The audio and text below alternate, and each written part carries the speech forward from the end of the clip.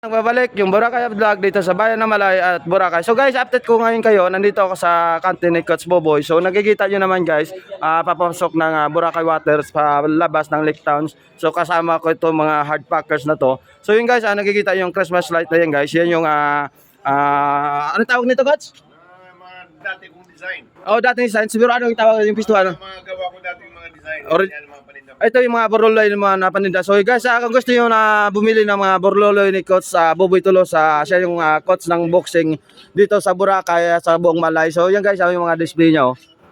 Yan, gaganda guys. Bili lang kayo dito guys, mura-mura lang yan. No? Saka may Paris sweet rice sila guys, 90 pesos na lang halaga. Pang hard pack guys, pang padagdag hard pack.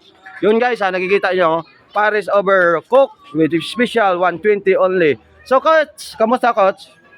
Hi, hello James. Oy, kumusta coach? Long time no see. Tagal na tayong hindi nakita. Come in, James. Na-miss kita. Coach, may narinig ako daw dito. May dumating daw taga ibang bansa. So, pwede rin interviewen?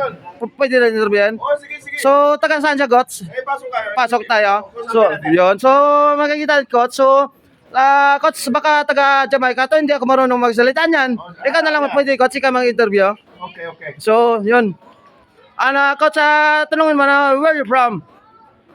Taga din ka, no? Tumulabog lang po lang. Pulangin na. English ba ako? I'm nose bleeding. Nose bleeding pala. Sorry guys. Sorry.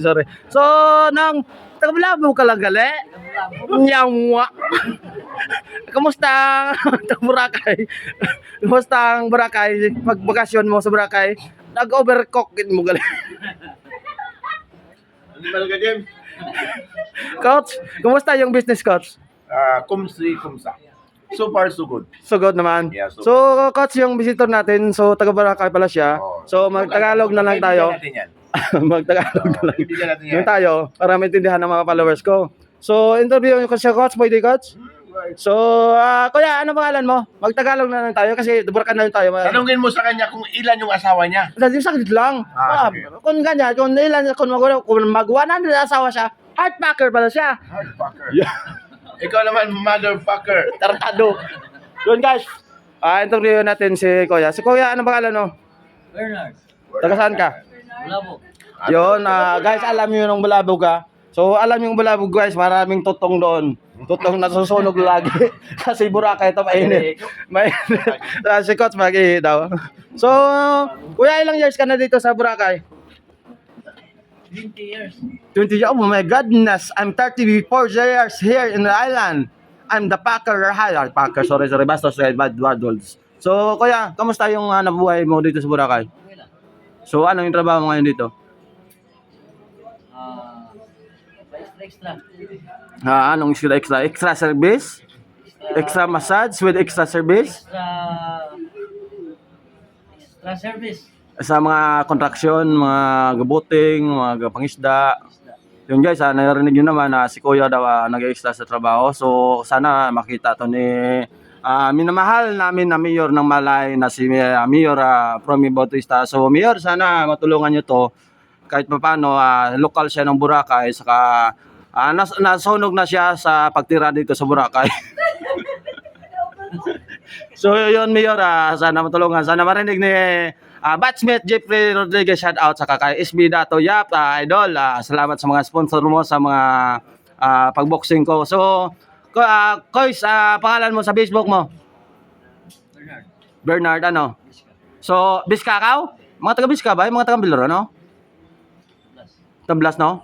So, yun guys, narinig yung follow ni Kuya. So, follow nyo din siya sa Facebook page niya. Dito siya nakatira sa Boracay pero nasa Bulabog siya. Kaya nakatira siya ng Bulabog guys, maraming mga ate doon na ate community service. So kung tourist spot siya din guys ng Boracay sa may bandang Galaxy. So guys, kung gusto niyo mapuntahan si Kuya, matulungan sa trabaho. Wala kang permanent na trabaho Kuya.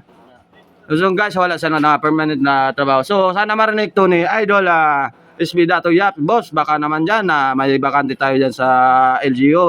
Tulungan na lang natin si Kuya. So dating LGU lifeguard kasi ako Kuya, so almost 4 years na din. So nag-resign ako dahil na-delay yung sahod palagi. So ito, i-request ko na lang minamahal natin punong barangay ng Balabag na si Cap Gison, baka matulungan kanya. ipaabot natin to kay Jeffrey kasi Jeffrey malapit dun sa mga bigating natin mga politikado na tao, malapit na eleksyon 2025, so hindi natin alam kung sino ang lalaban dito. So yun guys, hanggang dito na lang nagtatapos yung Boracay Vlog sa Bayan ng Malay. Babus!